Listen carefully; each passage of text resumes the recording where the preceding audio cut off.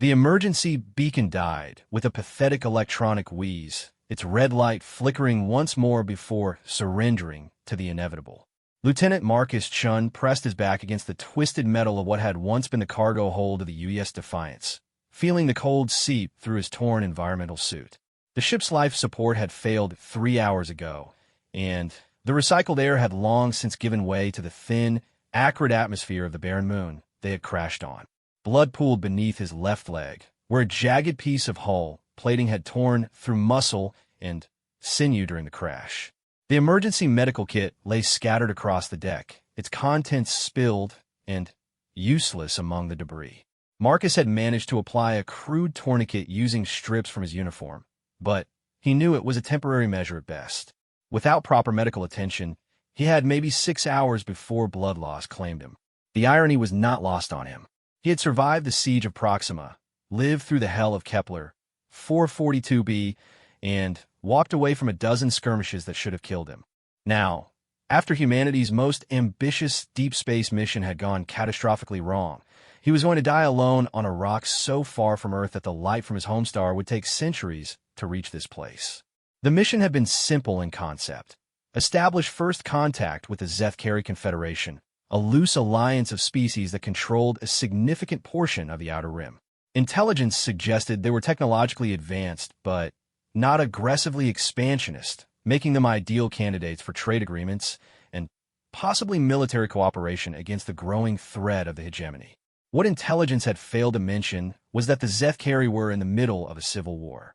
The Defiance had dropped out of hyperspace directly into a battle zone, where 3 distinct fleets were engaged in a vicious 3-way fight for control of the Kethvar system. Captain Rodriguez had tried to broadcast their peaceful intentions, but in the chaos of battle, their transmissions had either been ignored or interpreted as a threat. Within minutes, the ship had taken fire from all 3 sides. Marcus closed his eyes and tried not to think about the faces of his crewmates. 47 souls, including some of the best diplomatic minds humanity had to offer, all gone in a matter of minutes. He had been in the cargo bay, conducting a final inventory check before the planned diplomatic meeting, when the ship's hull had been breached. The emergency bulkheads had sealed him in, probably saving his life in the short term while dooming him in the long term. A sound from outside the wreckage made him open his eyes. Footsteps, light and careful, picking their way through the debris field that surrounded the crash site. Marcus fumbled for his sidearm, a military-grade plasma pistol that had somehow survived the crash intact. His training kicked in despite his weakened state, and he forced himself to focus on the approaching sounds. The footsteps stopped just outside the breach in the hull. Marcus could see a shadow moving beyond the twisted metal, hesitant and clearly assessing the situation. He tried to call out, but his voice came as little more than a whisper. The thin atmosphere of the moon made sound travel poorly, and his damaged vocal cords weren't helping. A figure appeared in the opening, silhouetted against the pale light of the system's distant star. Marcus's first impression was of impossible grace and fluidity of movement, as if the newcomer was dancing rather than walking.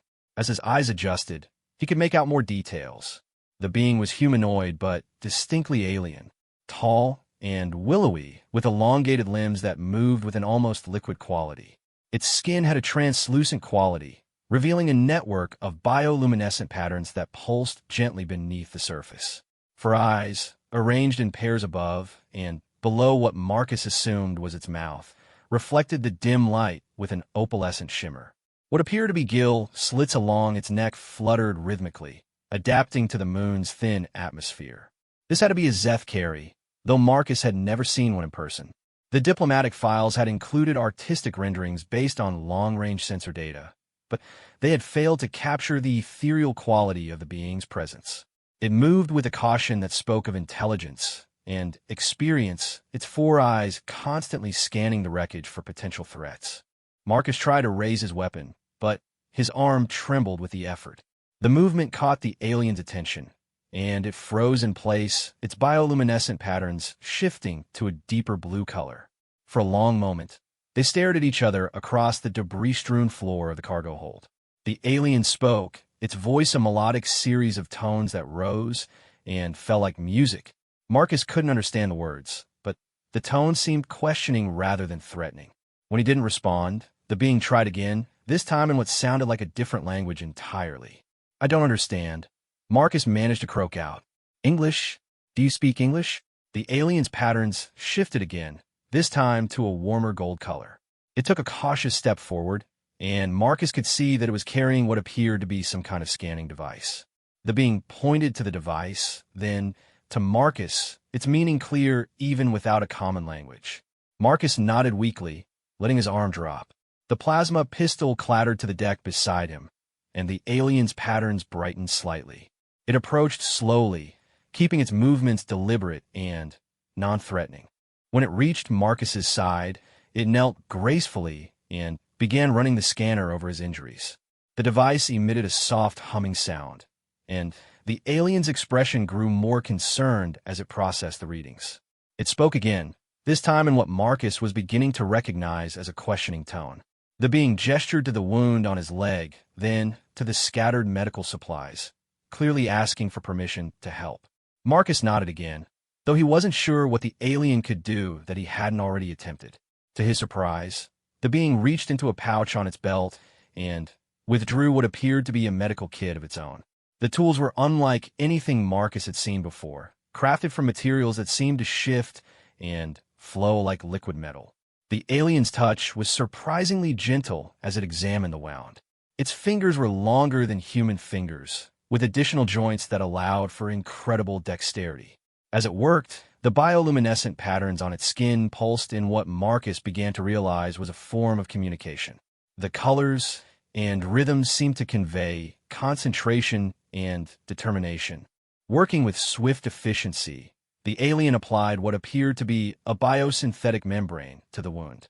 The material bonded with Marcus's skin on contact, and he felt an immediate sensation of cooling relief as the bleeding stopped. The being then administered an injection using a device that reminded Marcus of Earth's old hypospray technology, though far more advanced. Almost immediately, Marcus felt his strength beginning to return. The pain in his leg faded to a dull ache, and his breathing became easier. Whatever the alien had given him was far more effective than anything in the human medical arsenal. The being sat back on its heels and spoke again, this time in a tone that Marcus interpreted as satisfaction.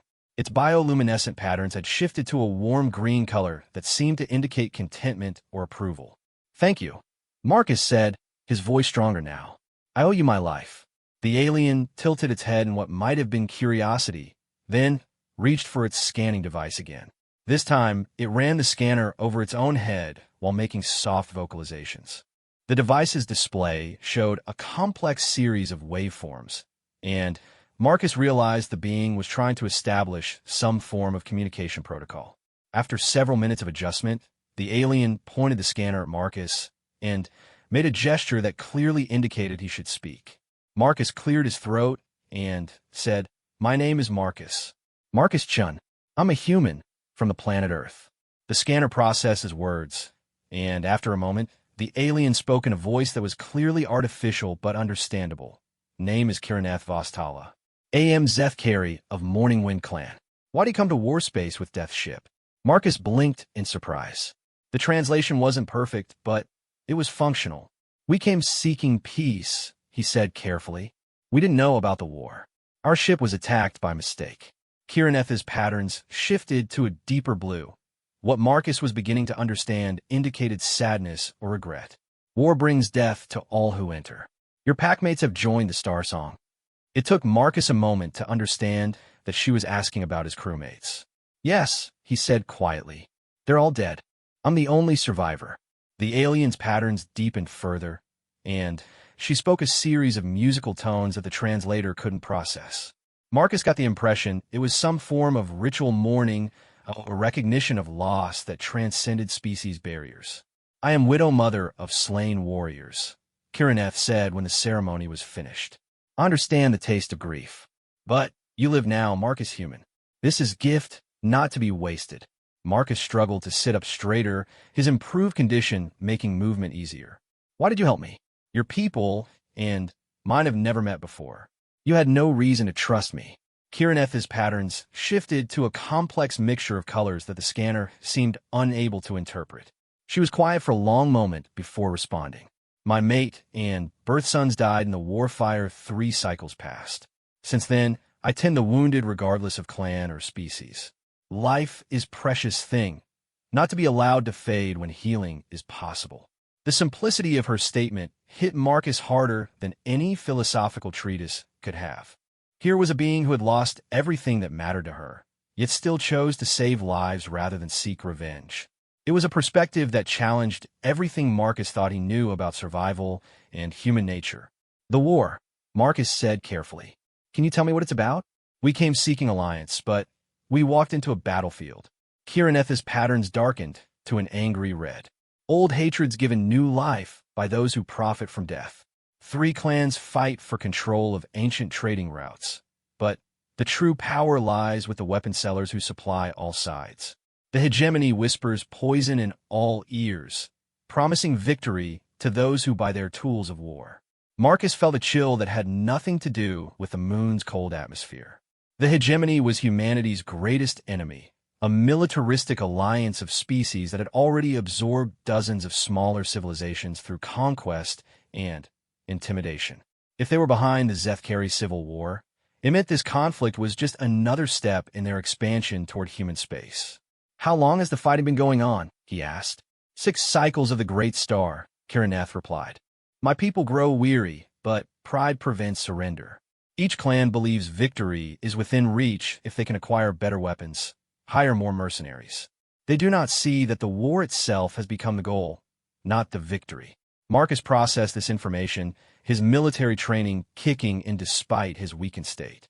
A 6-year civil war would have devastated the Zethkari infrastructure and depleted their resources. If the hegemony was playing all sides, they would be positioning themselves to move in as peacekeepers once the various factions had exhausted themselves. Kiraneth, he said carefully, I need to ask you something important. Is there any way to get a message off this moon? Any way to contact the outside galaxy? Her patterns shifted to what Marcus was learning indicated confusion. You wish to call for rescue? But no ship can reach this place safely while the warfire burns in the star roads. Not rescue, Marcus said. Warning, my people need to know what's happening here. They need to understand that the hegemony is behind this war. Kiraneth was quiet for a long moment, her patterns cycling through colors Marcus couldn't interpret. When she finally spoke, her voice was barely above a whisper. There is a way, but it would require great risk, not just for me, but for my remaining children. Marcus felt something twist in his chest. This being had already saved his life, and now he was asking her to risk her family for the sake of species she'd never met. But if the hegemony was using the Zethkari civil war as a stepping stone to human space, millions of lives hung in the balance. I can't ask you to do that, he said. You've already done more than enough. Kiraneth's patterns flared to a brilliant white, and for the first time since meeting her, Marcus heard something like anger in her voice. You do not ask. I choose. The weapon sellers must be stopped, or this war will consume not just my people, but all peoples. If your kind truly came seeking peace, then perhaps together we can find a way to save both our species from the darkness that grows. Outside the wreckage, the sound of distant explosions echoed across the barren landscape as the war continued to rage in the space above them. But inside the broken hull of the Defiance, 2 beings from different worlds had found something that transcended the boundaries of species and culture, a shared determination to prevent the forces of destruction from claiming any more lives. Marcus looked into Kiraneth's 4 eyes and saw his own resolve reflected there. Whatever happened next, he was no longer bleeding and alone. He had an ally, and perhaps if they were very lucky and very brave, they had a chance to change the course of galactic history. The real battle was just beginning. Kiraneth led Marcus through the twisted landscape of the moon's surface, her bioluminescent patterns dimmed to barely visible glimmers to avoid detection by the orbital sensors that constantly swept the area. The terrain was a maze of crystalline formations and deep crevasses carved by eons of meteor bombardment and tectonic activity. What Marcus had initially taken for a barren wasteland was actually a complex ecosystem of silicon-based organisms that had adapted to the harsh conditions. The journey to Kirineth's hidden shelter took them deeper into the moon's interior, following passages that seemed to have been carved by water millions of years ago. The artificial gravity generators that kept the moon habitable hummed somewhere far below them, their Zethkari technology maintaining a field that made walking possible despite the moon's low mass. "How long have you been hiding here?" Marcus asked as they navigated a particularly narrow passage between two massive crystal formations. "Since the warfire reached this system," Kirineth replied, her translator device now programmed with enough human speech patterns to make conversation easier. "My children and I came here seeking refuge when our home nest was destroyed. We thought to wait until the fighting ended, but the war only grows more bitter with each passing cycle." Marcus could hear the pain in her voice despite the electronic mediation of the translator. "Your children," he said carefully, "are they safe?" Kirineth's patterns flickered with what Marcus had learned indicated maternal pride, mixed with deep concern. "They are strong, but they are young. My daughter Vesera has seen only 14 cycles, and my son Coneth only 11. They do not understand why their father and brothers had to join the Star Song, or why we must hide like cave dwellers while the clans tear themselves apart." The passage opened into a vast underground cavern, its ceiling lost in darkness high above. Bioluminescent fungi covered the walls in intricate patterns, providing a soft, otherworldly glow that reminded Marcus of Earth's deep ocean environments. The air here was warmer and more humid, with a faint metallic taste that suggested the presence of trace minerals. At the center of the cavern stood a structure that took Marcus's breath away. It was part architecture and part living organism, its walls seeming to grow from the cavern floor in graceful spiral patterns. The building materials appeared to be some form of bioplastic that had been shaped and molded rather than constructed in the traditional sense. Delicate spires reached toward the cavern ceiling, their surfaces covered in the same bioluminescent patterns that decorated Kirineth's skin. "Your home," Marcus said, and it wasn't a question. "A temporary nest," Kirineth corrected. "But it has served us well. Come, my children must meet the one their mother has chosen to trust." As they approached the structure, two figures emerged from what Marcus assumed was the main entrance. They moved with the same fluid grace as their mother, but their patterns were brighter and more vibrant, pulsing with the energy of youth. Even to Marcus's untrained eye, the family resemblance was obvious. The older child, whom Marcus assumed was Vesera, stood nearly as tall as her mother, but with the slightly awkward proportions of adolescence. Her patterns cycled rapidly through a spectrum of colors that suggested curiosity mixed with wariness. The younger child, Coneth, was smaller and more compact, his patterns dominated by bright yellows and oranges that Marcus was beginning to associate with excitement and nervousness. Kirineth spoke to her children in rapid Zethkari, her patterns shifting to complex configurations that Marcus couldn't begin to interpret. The conversation was clearly intense, with both children's patterns changing in response to their mother's words. Finally, Vesera approached Marcus with the careful deliberation of someone trying to appear more adult than they felt. "Mother tells us you are called Marcus of the human clan," she said, her voice carried through a smaller version of the translation device. "She says you come from far star places seeking alliance words with our people." "That's right," Marcus replied, impressed by the young alien's composure. "We came hoping to establish peaceful relations between our species. We didn't know about the war." Coneth bounded forward with the fearless energy of youth, his patterns blazing with curiosity.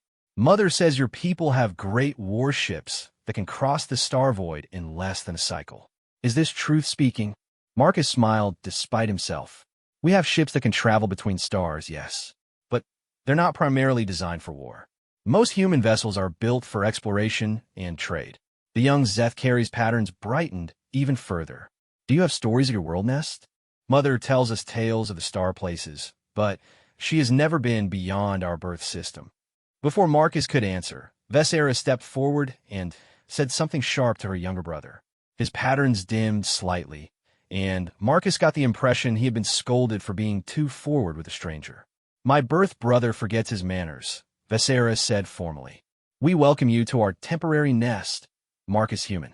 Mother says you bring important message words that could affect the survival of many peoples. The weight of responsibility settled on Marcus's shoulders like a physical burden. These two young beings, who had already lost so much to the war, were now part of whatever desperate plan he and their mother were about to attempt. The knowledge that his actions could put them in even greater danger made him question whether he had the right to ask for their help. Kirineth seemed to sense his internal struggle. My children have already lived through the destruction of their birth nest and the death of their pack family, she said gently. They understand that sometimes great risks must be taken to prevent even greater suffering. She led them into the biostructure, which proved to be even more impressive on the inside. The walls were lined with what appeared to be organic data storage systems, their surfaces covered in constantly shifting patterns of light. Living furniture adapted its shape as they sat, providing perfect comfort for each individual's anatomy. The entire space felt alive and responsive, a testament to Zethkari biotechnology that was centuries ahead of anything humanity had achieved. Now, Kirineth said as they settled into what Marcus assumed was a planning area, we must speak of the message you wish to send and the price we must pay to send it. Marcus leaned forward, his military training helping him focus despite the surreal circumstances. My people need to know that the hegemony is using your civil war as a stepping stone toward human space. If they can establish a foothold in this sector, they'll be in position to launch a full-scale invasion of the colonies. Kirineth's patterns darkened to the deep blue that Marcus had learned indicated serious concern.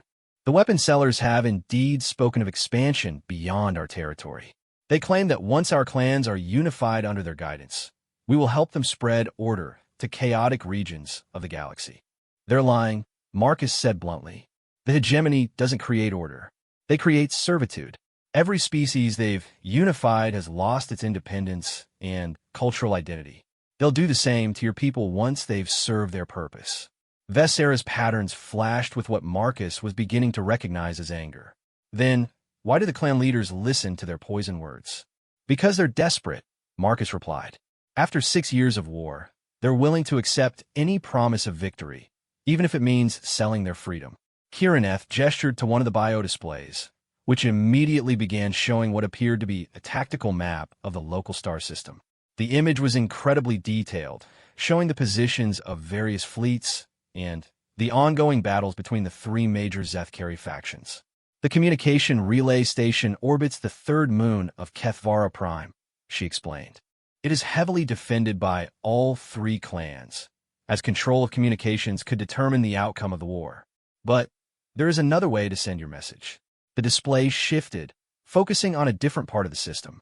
Marcus saw what appeared to be an ancient space station, its design unlike anything he had seen before.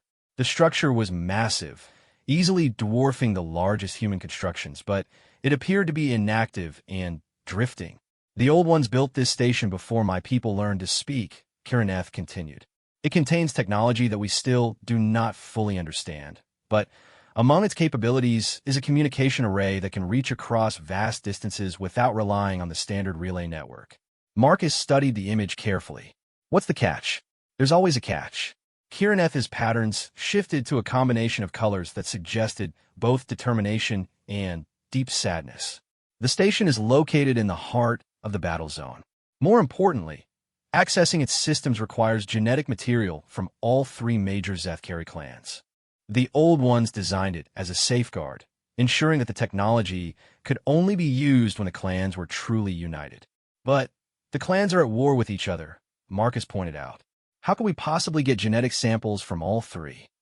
My mate was of Singing Star clan, Kirineth said quietly. My birth brother leads a faction within Stoneheart clan, and She paused, her patterns cycling through colors Marcus couldn't interpret. I carry the blood of Morning Wind clan through my birth mother's line. Marcus felt pieces of the puzzle clicking into place. You have access to all three bloodlines. Yes, but there are complications. My birth brother Thenaric will not willingly aid us unless he believes it serves Stoneheart interests. And reaching the ancient station will require us to pass through battle zones controlled by all three factions. Visera spoke up, her young voice carrying a weight of determination that reminded Marcus of human teenagers who had been forced to grow up too quickly. "There's another problem, Mother. The station's security systems are said to be selective about who they allow inside." Kiraneth's patterns flashed with what Marcus had learned was embarrassment. The old ones had strong opinions about proper genetic heritage. "The station systems may not recognize my children as having legitimate claim to access, since their father was from a different clan." Marcus processed this information, his military mind automatically analyzing the tactical challenges they would face. "So we need to infiltrate an ancient alien space station in the middle of a three-way battle zone, using genetic keys that may or may not work. Also, we can send a warning message that might not reach its destination in time to make a difference." Coneth's patterns brightened with what Marcus was learning to recognize as mischievous humor. "When you speak it thus, it sounds almost impossible." Despite everything, Marcus found himself laughing. The young Zethkari's timing was perfect, cutting through the tension with the kind of gallows humor that Marcus remembered from his own military service. Looking around at this alien family who had already risked everything to save his life, he felt something he hadn't experienced since the crash. Hope. "Almost impossible," he repeated, grinning at Coneth. "I like those odds better than completely impossible." Kiraneth's patterns shifted to the warm gold that Marcus had learned indicated approval and affection. "The human warrior has the spirit of a true Zethkari. Very well, we will attempt this desperate plan. But first we must gather supplies and information. The journey to the ancient station will take us through territories controlled by all three clans, and we cannot succeed if we are detected." She gestured again, and the biodisplay showed detailed images of various spacecraft. "My personal transport is hidden in a cavern system 3 kilometers from here. It is small but fast, designed for reconnaissance rather than combat. With modifications, it should be able to carry all of us and the supplies we will need." Marcus studied the ship's specifications, translated into terms his human brain could understand. It was indeed small, roughly the size of a human fighter craft, but its technology was centuries ahead of anything humanity had developed. The stealth systems alone would allow them to avoid detection by most military sensors. "How long until we can be ready to leave?" he asked. 2 cycles of the small moon," Kiraneth replied. "We must gather intelligence on the current positions of the various fleets, acquire the genetic samples we will need, and modify the ship's systems to accommodate human physiology." Vesera's patterns shifted to a mixture of excitement and nervousness. "And we must contact Uncle Venaric without alerting his subordinates to our presence. He commanded a battle group in the contested zone near Kethvara Prime." Marcus felt the familiar pre-mission tension beginning to build. After years of military service, he knew the signs. The careful planning phase was ending, and soon they would have to commit to a course of action that would either save countless lives or get them all killed. Looking at the faces of his unlikely allies, Marcus realized that somewhere in the depths of this hidden cavern, surrounded by the ancient bioluminescence of an alien world, he had found something he hadn't even known he was searching for. Not just allies in a desperate mission, but a family willing to risk everything for the chance to make a difference.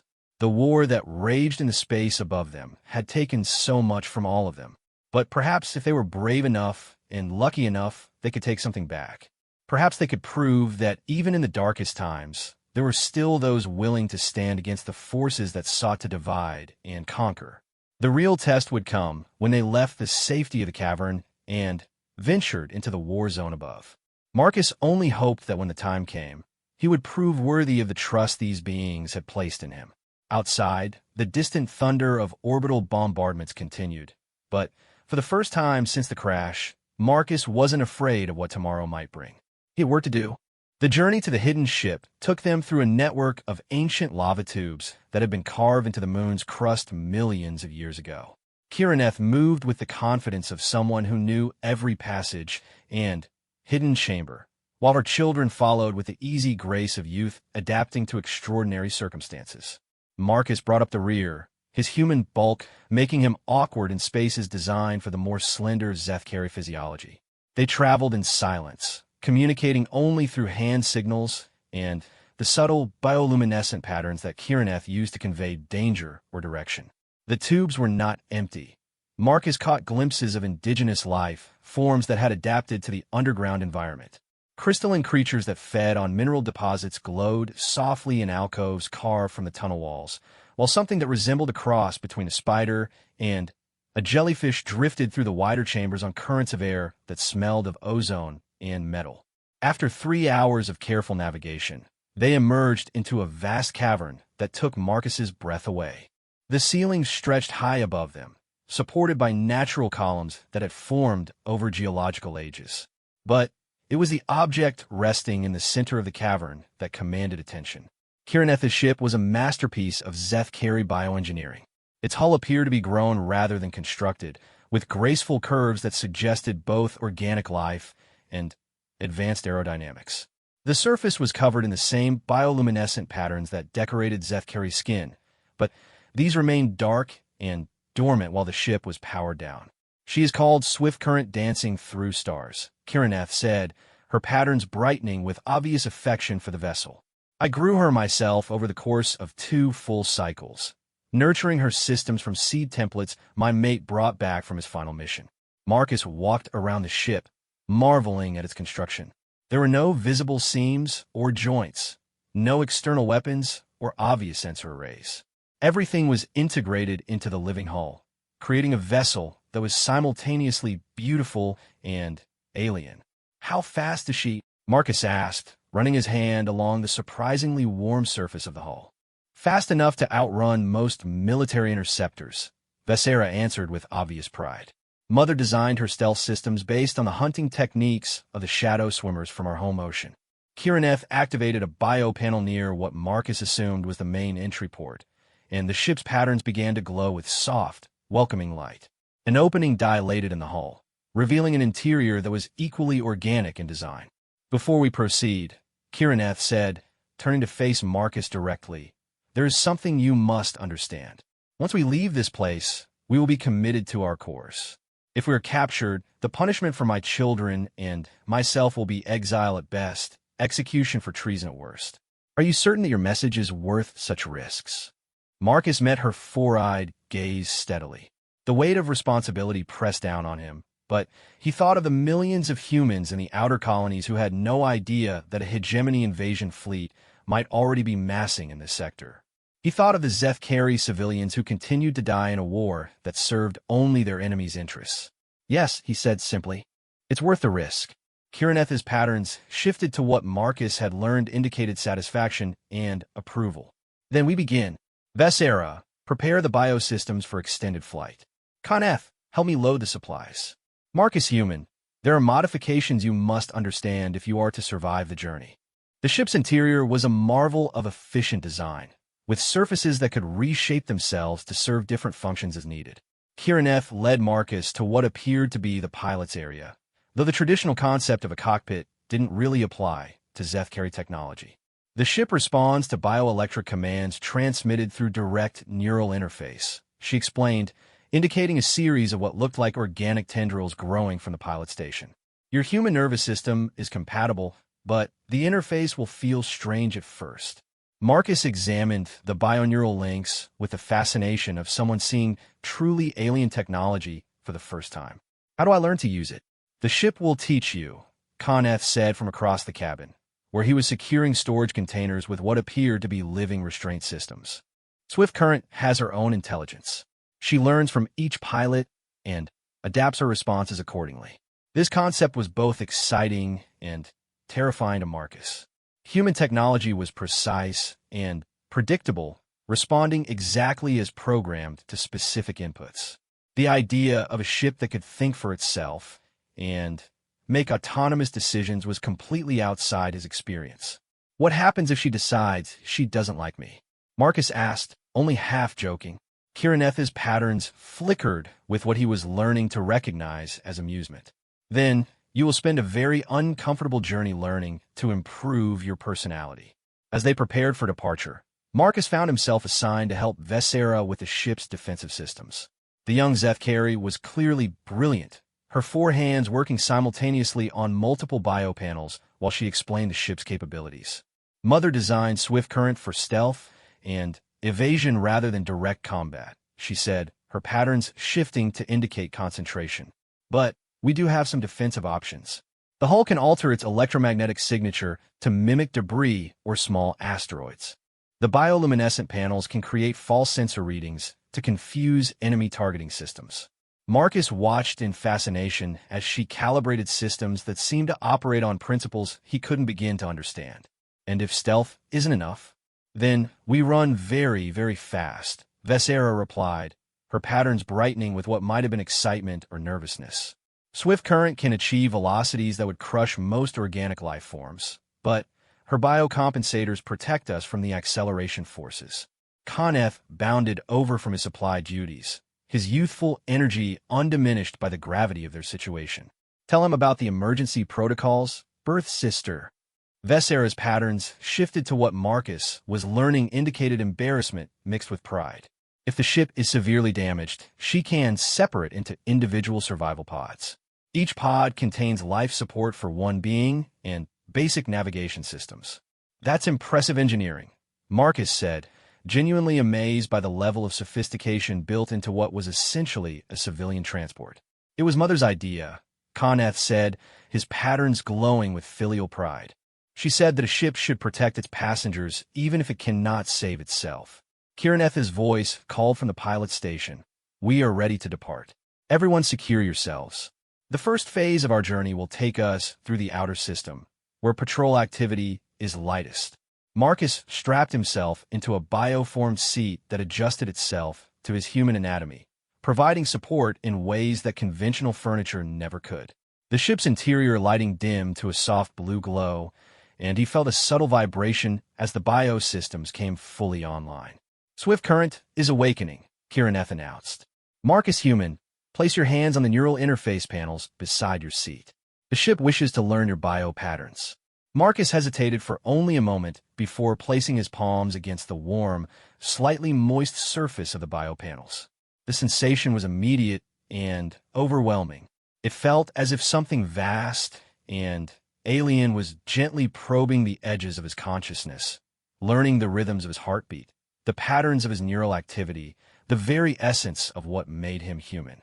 For a terrifying moment, Marcus felt his sense of self beginning to blur as the ship's intelligence touched his mind. Then, gradually, the sensation stabilized into something almost comfortable, a gentle presence that felt curious rather than invasive. Welcome aboard Swift Current Dancing Through Stars, Marcus Human, a voice said directly inside his head, speaking in perfectly accented English. I am honored to carry one of the star-crossing people. Marcus's eyes widened in shock. The ship is talking to me. She speaks to all who join her crew, Kiraneth said, her patterns warm with affection for her bioengineered creation. Swift Current was grown with neural pathways based on my own family's genetic templates. In a sense, she is as much my child as Vesera and Kenneth. The ship began to rise smoothly from the cavern floor, its bioluminescent patterns shifting to match the surrounding rock formations. Marcus felt no sensation of movement. So perfect was the ship's internal gravity compensation. They emerged from the cavern through a carefully concealed opening that sealed itself behind them, leaving no trace of their departure. The desolate surface of the moon stretched away in all directions, lit by the pale light of distant stars and the reflection of battle flashes from the space combat taking place in orbit. Beginning stealth ascent, Kiraneth announced. All biosignatures minimized. Swift current, take us to the rendezvous coordinates. The ship's response was felt rather than heard, a subtle shift in the background hum of the biosystems. Through the transparent aluminum viewports, Marcus watched the surface of the moon fall away beneath them. The view was both beautiful and terrifying, a reminder of how vast and hostile the universe could be. As they climbed towards space, the signs of the ongoing war became more apparent. Debris fields from destroyed vessels drifted in lazy orbits around the moon, while in the distance, the flashes of energy weapons marked the positions of active battle zones. The sheer scale of the destruction was staggering, representing the accumulated losses of 6 years of internecine conflict. There, Vesera said, pointing to a cluster of particularly bright flashes near the edge of the system. Uncle Thenaric's battle group is engaging Singing Star forces near the gas giant's outer moons. Kiraneth's patterns darkened with concern. The fighting has intensified since we last received intelligence. Then Arik may be too occupied with battle tactics to meet with us. Then we'll have to make him understand that this is more important than any single engagement, Marcus said, surprising himself with the authority in his voice. If the hegemony is playing all sides in this war, every battle your people fight only serves their long-term strategy. Coneth's patterns flickered with curiosity. How does the human clan make war? Marcus human? Do your people also fight among themselves? Marcus considered how to answer that question. Human history was filled with conflicts that seemed just as senseless as the current Zethkari civil war, but humanity had also learned the value of unity in the face of external threats. We fight, Marcus admitted, but we've learned that survival sometimes requires putting aside our differences to face a greater enemy. That's why we were sent here, to find allies who could help us resist the hegemony's expansion. And instead you found us tearing ourselves apart, Kirineth said sadly. The hegemony weapon sellers were very clever. They did not need to conquer us directly. They simply gave us the tools to destroy ourselves. The ship's biosensors chimed softly, and Swift Current's voice spoke directly into their minds. Patrol vessels detected at bearing 27 Mark IV. Stoneheart Clan configuration. Shall I alter course to avoid detection? Kirineth's patterns shifted to a complex configuration that indicated deep thought mixed with determination. No, we need to contact them, signal our identity, and request permission to approach for priority communications with Fleet Commander Then Arik. Are you certain, Kirineth pilot? The ship asked. Detection will compromise our stealth mission profile. Some risks must be taken, Kirineth replied. Send the signal. Marcus watched the tactical display as their transmission reached the Stoneheart patrol. For several tense minutes, there was no response. Then, grudgingly, a reply came through that the ship's translation systems converted to understandable language. Swift current dancing through stars. You are recognized. Maintain current heading and prepare for escort. Any deviation from assigned flight path will be considered hostile action. Friendly bunch, Marcus muttered. Vesera's patterns flickered with what might have been nervous laughter. Uncle Then Arik has always believed that paranoia is a survival trait. The war has only made him more suspicious of unexpected visitors. 3 sleek Stoneheart fighters appeared on their flanks, their aggressive configurations making it clear that Swift Current was under escort rather than protection. Marcus studied their design, noting the heavy weapon loadouts and the scorch marks that spoke of recent combat experience. Fleet Commander Then Arik will receive you aboard the Unyielding Purpose, the lead escort transmitted. Be advised that any aggressive action will result in immediate termination. Clan Stoneheart honors the bonds of kinship, but we trust no one in these times. Marcus felt Swift Current adjust course, following the fighters toward a massive shape that was just becoming visible against the backdrop of stars. The Stoneheart flagship was a testament to their clan's military philosophy. Brutally functional, heavily armed, and built to survive anything the universe could throw at it. Are you ready to meet my birth brother? Kirineth asked. Then Arik is a good male, but the war has made him hard. He will not be easily convinced to aid our mission. Marcus checked his equipment one final time, making sure his translation device was properly configured and his diplomatic credentials were easily accessible.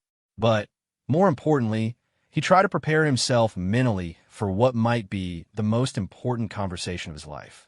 The fate of 2 civilizations could depend on whether he could convince a Zethkari war leader that their common enemy was worth more attention than the civil war that had consumed his people for 6 years. It was a daunting responsibility, but Marcus had learned something important during his time with Kirineth's family. Sometimes the most unlikely allies could accomplish the impossible when they shared a common purpose. As Swift Current approached the docking bay of the Unyielding Purpose, Marcus sent a silent prayer to whatever gods watched over soldiers far from home. The real test was about to begin. The docking bay of the Unyielding Purpose was a testament to Stoneheart Clan's utilitarian philosophy. Unlike the organic curves and bioluminescent beauty of Swift Current, everything here was angular, efficient, and built for war. The walls were lined with weapon racks and repair stations, while overhead, massive manipulator arms moved supply containers with mechanical precision. Then Arik was waiting for them as they disembarked, surrounded by an honor guard of Stoneheart warriors whose bio patterns glowed with the subdued reds and grays of military discipline. Marcus's first impression of Kirineth's brother was of barely contained violence wrapped in formal courtesy. The Zethkari fleet commander was broader and more heavily built than his sister, with bio patterns that seemed to shift between deep blue calculation and flashes of orange aggression. "Birth sister," then Arik said, his voice carrying both affection and wariness.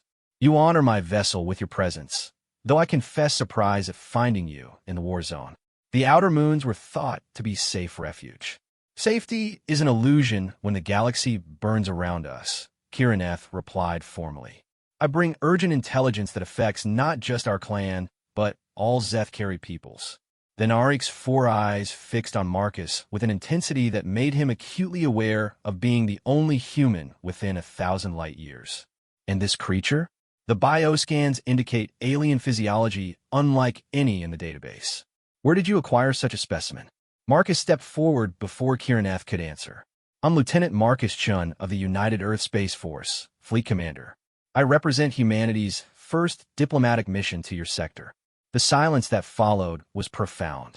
Marcus could see the Narik's biopatterns cycling through configurations that suggested shock, suspicion, and rapid calculation.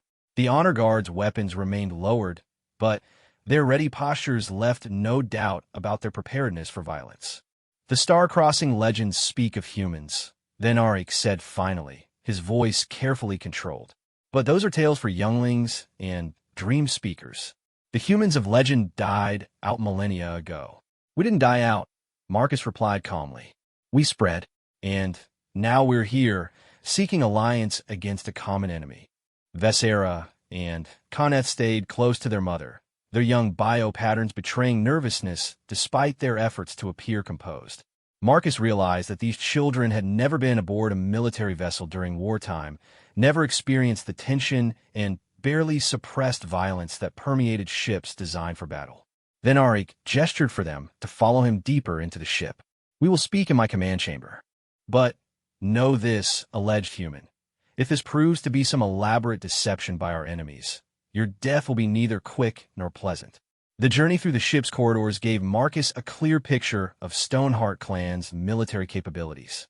The vessel was clearly designed for extended combat operations, with multiple redundant systems and heavy armor plating that could withstand sustained bombardment.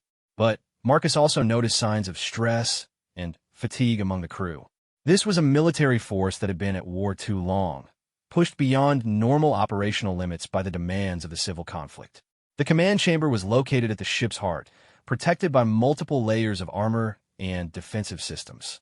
Biodisplays covered every surface, showing tactical information, fleet positions, and threat assessments in real time. It was here that Marcus got his first clear picture of the scope of the Zethkari Civil War. 6 years, then Arik said, gesturing to the strategic display. 6 years of brothers fighting brothers while our worlds burn and our people die. "Look at these numbers," alleged human. 40% of our fleet destroyed. 30% of our industrial capacity offline. Entire star systems depopulated by the fighting. Marcus studied the displays, his military training allowing him to interpret the tactical information despite its alien format. The picture that emerged was sobering.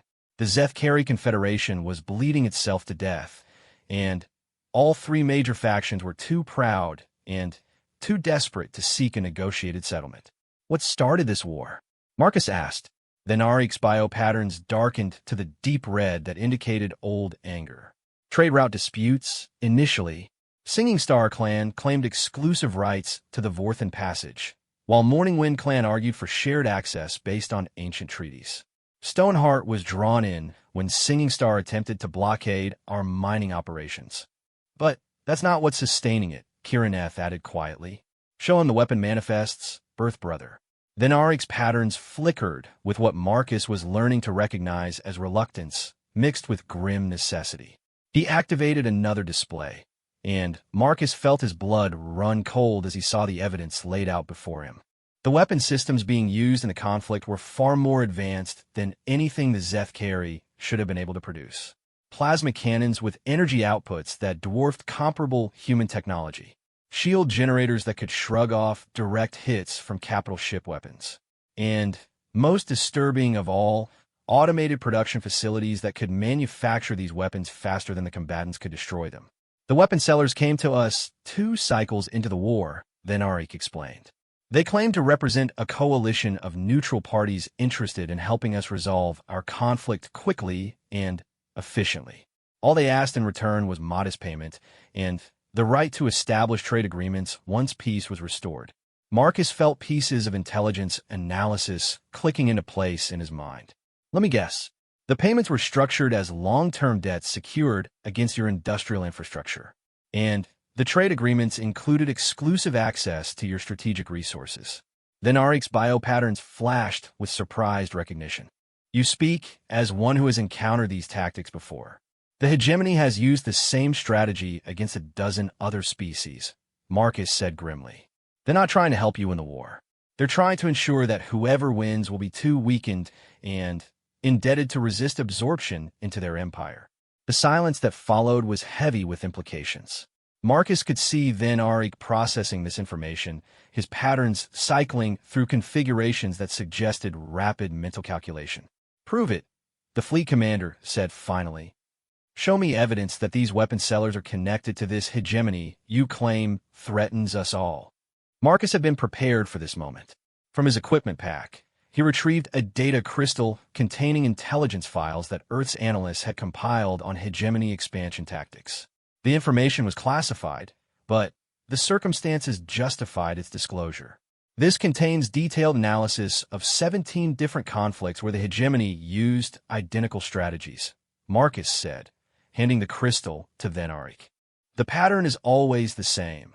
Identify an existing conflict, supply advanced weapons to all sides, structure payments to create economic dependence, then move in as peacekeepers once the combatants have exhausted themselves. Then Arik inserted the crystal into a bioreader, and the command chamber's displays immediately began showing translated data files. Marcus watched the Zethkari commander's expression change as he absorbed the intelligence, seeing his own people's situation reflected in the fate of species after species. The Kethmori hegemony, then Arik said slowly, reading from one of the files. Complete absorption accomplished in 2.3 standard years after initial contact. The Vestai unity. Cultural identity eliminated within 1 generation of integration. The pattern is consistent. Khaneth, who had been studying the displays with the intense curiosity of youth, spoke up suddenly. The weapon sellers offered us new production facilities 3 months ago. They said we could triple our fleet strength if we accepted their partnership agreement. Then Arik's patterns flashed to the bright orange that indicated alarm. You did not mention this intelligence earlier. The offer was made to all 3 clan leaders simultaneously, Kirineth said. I have sources in both enemy camps who confirm the details. The hegemony is preparing for the final phase of their strategy.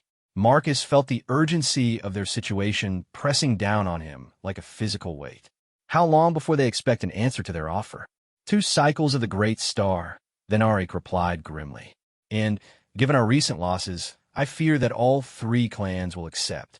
We are desperate enough to grasp at any hope of victory.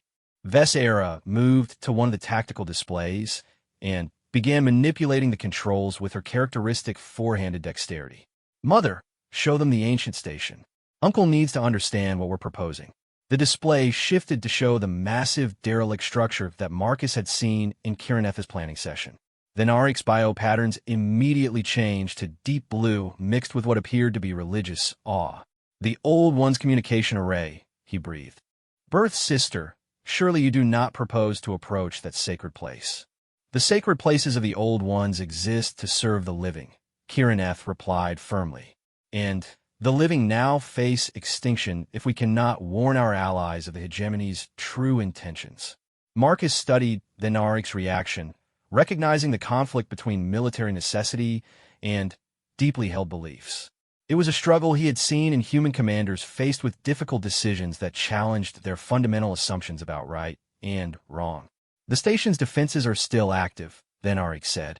Ships that approach without proper authorization are simply gone. Not destroyed, not damaged. Gone. as if they never existed. The authorization protocols require genetic material from all three major clans, Kirineth explained. I carry Morning Wind heritage through my birth mother. My mate was Singing Star before his death. And you, birth brother, command Stoneheart forces. Then Arik was quiet for a long moment, his bio patterns cycling through configurations too complex for Marcus to interpret. Finally, he spoke. Even if we could access the ancient station, what makes you believe that any message we send will reach its intended recipients? The communication array has been dormant for millennia. Because, Marcus said, stepping forward with renewed confidence, humanity has been monitoring deep space communication signals for decades. Our listening posts throughout the outer colonies are specifically designed to detect and analyze transmissions from unknown sources. If we can send even a basic warning, my people will investigate. And once your people know of the hegemony presence here, then Arik asked. Marcus met the alien commander's four-eyed gaze steadily. They'll come. Maybe not immediately, but they'll come. Humanity doesn't abandon its potential allies to face extinction alone. The command chamber fell silent, except for the soft biomechanical sounds of the ship's systems. Marcus could feel the weight of decision hanging in the air, knowing that the next few moments would determine whether their desperate plan had any chance of success. Then Arik's bio patterns slowly shifted to a configuration that Marcus had learned indicated resolve mixed with grim determination. The war has already cost me 2 sons and my birthmate. If there is even a small chance that this action could prevent the total destruction of our people, then it is worth the risk. He turned to his tactical officer. Prepare a stealth insertion plan for the ancient station. Select our most reliable pilots and configure their ships for maximum sensor evasion. Fleet commander, the tactical officer protested, approaching the Old One station without proper fleet support is tantamount to suicide. Everything we have done for the past 6 years has been tantamount to suicide. Then Arik replied firmly. At least this action serves a purpose beyond feeding our pride and hatred. Kirineth's patterns brightened with gratitude and relief. Birth brother, your wisdom honors our family lineage. Do not speak of honor until we have succeeded, then Arik said grimly. And do not assume that success in this endeavor will end our troubles. Even if we warn the humans of hegemony activities, we must still find a way to end this civil war before our people destroy themselves entirely. Marcus felt a spark of possibility ignite in his mind. Maybe we can accomplish both goals with the same action. If we can prove to all 3 clan leaders that the hegemony has been manipulating this conflict from the beginning, it might give them the excuse they need to seek a negotiated settlement. Then Arik's patterns shifted to what Marcus was learning indicated thoughtful consideration. An interesting theory, but convincing proud warriors to admit they have been deceived will require more than just evidence. It will require them to sacrifice their pride for the survival of their species. Then, we'll have to make the cost of pride clear enough that even the most stubborn clan leader can understand it, Marcus replied. Looking around the command chamber at the faces of his unlikely allies, Marcus felt something he hadn't experienced since before the crash. Genuine hope for the future. They had a plan, they had the means to execute it, and, most importantly, they had the determination to see it through regardless of the personal cost. The next phase of their mission would take them into the heart of the ancient mysteries that the Zethkari held sacred. But Marcus was beginning to understand that sometimes the most sacred act was the willingness to risk everything for those who would come after.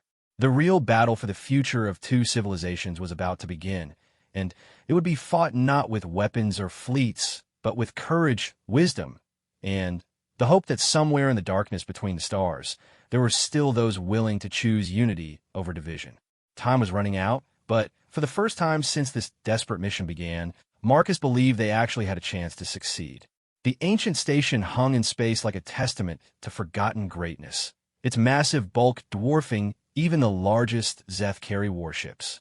As Swiftcurrent approached under the escort of 3 Stoneheart stealth fighters, Marcus felt overwhelmed by the sheer scale of the Old One's construction. The station was easily 50 kilometers in diameter, its surface covered in geometric patterns that seemed to shift and change when viewed from different angles. Bioscans are inconclusive, Vessera reported from her position at the sensor station. The hull material doesn't register as either organic or metallic. It's as if the station exists in a state between matter and energy. Then Arik's voice crackled over the communication system from the lead escort fighter.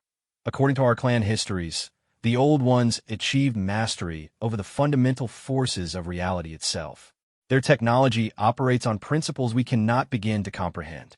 Marcus studied the tactical displays, noting the complete absence of energy signatures or active systems. Yet somehow, he knew the station was far from dead. There was something about its presence that suggested vast intelligence waiting in dormant patience. Swift Current is detecting approach vectors that appear to be invitations, Kirineth announced, her patterns flickering with amazement. The station is somehow responding to our presence despite showing no active systems. As they drew closer, the patterns on the station's surface began to glow with soft, pulsing light.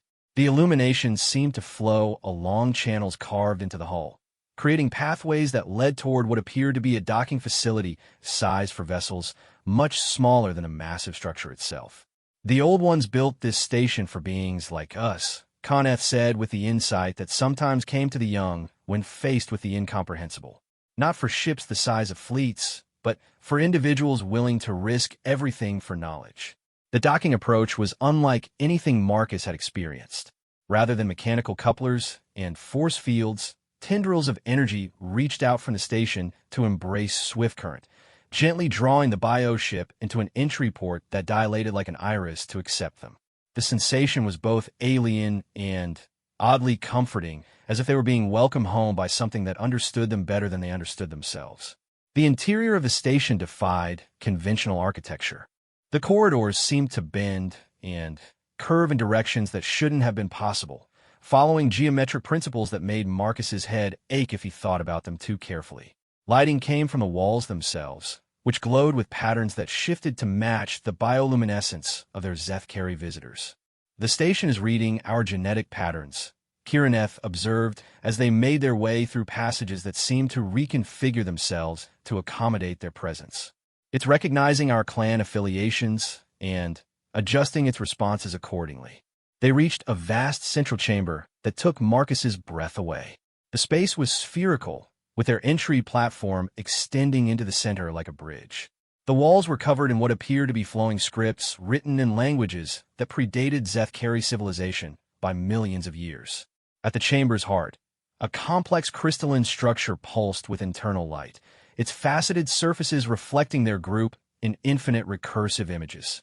The communication array, then Arik said reverently.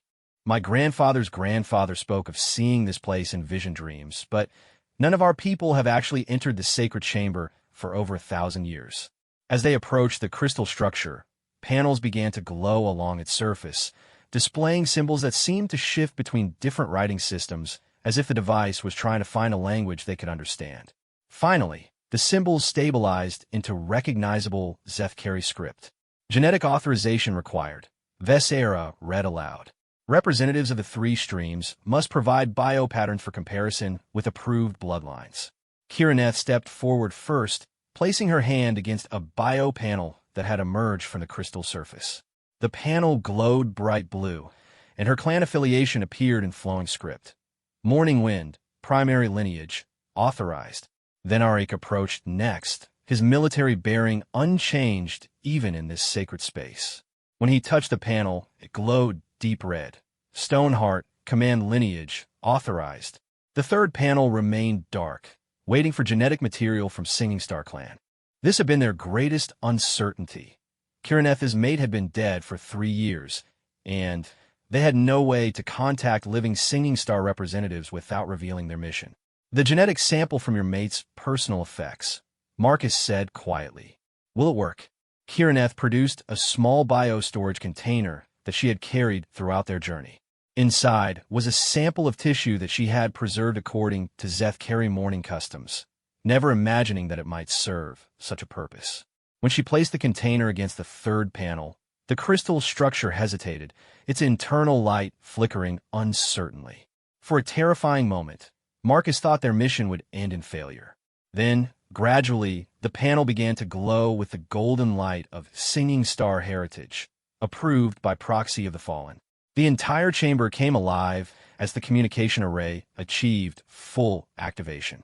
Holographic displays materialized around them, showing star maps that covered vast regions of the galaxy. Control interfaces appeared at comfortable heights for each member of their group, somehow anticipating their needs and abilities. The system is offering to connect us to any location within 15,000 light-years, Vesera reported, her voice filled with wonder as she interfaced with controls that responded to her thoughts as much as her touch. But it's warning that long-distance transmission will require significant energy expenditure. Marcus moved to what appeared to be the primary control console, where symbols in multiple languages were beginning to appear. To his amazement, some of the text was in recognizable human script, though it was clearly an ancient form that predated Earth's contact with alien civilizations. The Old Ones knew about humanity, he said, his voice barely above a whisper. They included human linguistic patterns in their programming. They included linguistic patterns for many species, then Arik replied. The Old Ones believed that intelligence would eventually spread throughout the galaxy.